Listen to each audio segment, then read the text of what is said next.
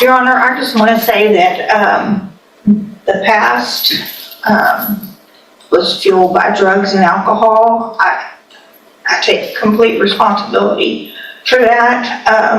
I did not know from very young when things happened in my life that it could have been, some of it could have been treated and stopped earlier if I had gotten help for my mental health. That after I received this DWI, that helped me get myself to a place that I could go into a treatment program and deal with some of those past traumas. In the past, I didn't. I medicated and drank to just forget about the pain, just numb myself out. I didn't know how else to deal with that. And when I got on my mental health meds, and I have bipolar, I have PTSD, and my mind back then was very chaotic. And I just want to say, after I had my mental health meds, I was able to go through treatment at Santa Maria in Houston, and that place really saved my life. I did extensive 90-day treatment with trauma counselors. It was a trauma-informed community there. And also, when I completed that, I worked an outpatient program, but I still lived on their facility. I went to the sex trafficking and recovery program, and I was in that for about 8 months, where I got the state paid for the counseling for trauma still. And I just worked really hard in that. I got a job while I was in there.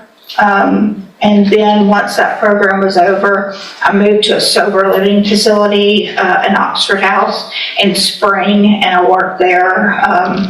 And so I felt like I was strong enough to come home and do what I needed to do. And I was in the complete program for right out of a year.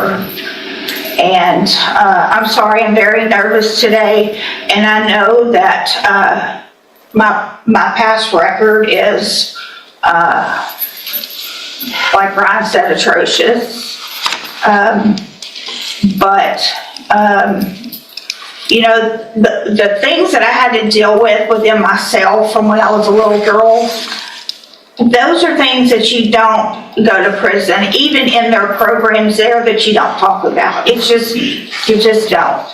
And I'm asking you, please do not send me back to prison.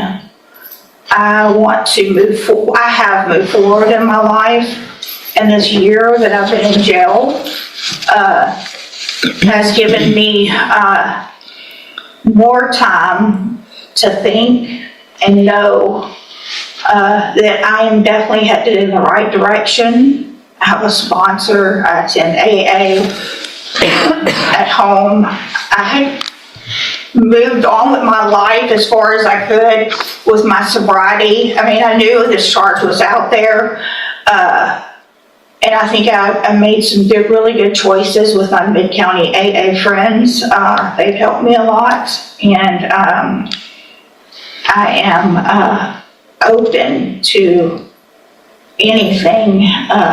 I will abide by all the rules and do anything that's asked of me. And I think, I know now that I'm responsible and capable of taking care of my business and my life. Thank you. So, Ms. Welch, Ms. Malfino probably said it yet best, and I get this often, and they don't envy my position, and this is the worst part of my job. But I worked hard to get here, and it's my job. Part of my job, it's several things, and it's to look at, obviously defendants and giving chances and things like that, but it also is about making our community safe. And I have to look back, this is your 10th DWI. It's not your 5th. It's not your 8th. It's the 10th. And while I understand the trauma that you went through, that you've been to safe P 3 times. You've been given opportunities on probation where they were revoked. You've had opportunities while you were on parole. This is one of the most emotional moments you'll hear in a courtroom. The defendant isn't denying her past. She's explaining it. Trauma, addiction, and mental illness are all part of her story. But here's the question every judge has to answer. Does personal transformation outweigh a decade-long criminal history? Let us know in the comments. Should rehabilitation carry more weight than repeated offenses? To do what you have done now. And while I appreciate what you've done, and I think that's great, and my goal isn't to, to stop any improvement, but I can't, in my opinion, in good faith, go home tonight, look myself in the mirror and say I gave somebody on their 10th DWI, that your last sentence was for 15 years in prison. The one before that was for 10. The one before that, you've gone to another 10 year, back in 09. I mean, this goes back to the 90s. You got a 10-year sentence in 2011. While you're on parole for that one, you get another one, so they give you 15 years, and you get out and you're on parole and you do it again. The fact is, we're just lucky that you haven't killed someone in our community. And here's the turning point. The judge acknowledges her recovery, but shifts the focus to public safety. In sentencing, judges don't just consider who the defendant is today, they also weigh the risk to everyone else. After 10 DWI convictions, the court concludes that the chances already given have been exhausted, leading to an 18-year prison sentence. Do you agree with the judge's decision, or would you have given one final opportunity? Time's over. Being given opportunities. I just can't do it. I'm going to find that you entered your plea of guilty freely and voluntarily. I'm going to find and your plea of true to the prior offense.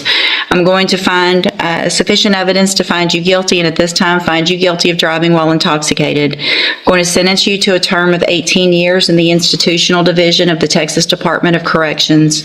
You will receive credit on that sentence for any time that you've been in custody that the law gives you the right to receive. Comment your opinion, like the video, and subscribe for more real courtroom moments. Notice how the judge zooms out from a single arrest to a pattern of behavior. That's huge legally. Courts treat repeat DWIs differently because repeated offenses suggest the earlier punishments didn't change anything. For prior DWIs plus a new arrest while already on bond. That's exactly the kind of history prosecutors use to argue someone is becoming a danger to the community. Question for you guys. At what point should bond stop being about freedom and start being about prevention?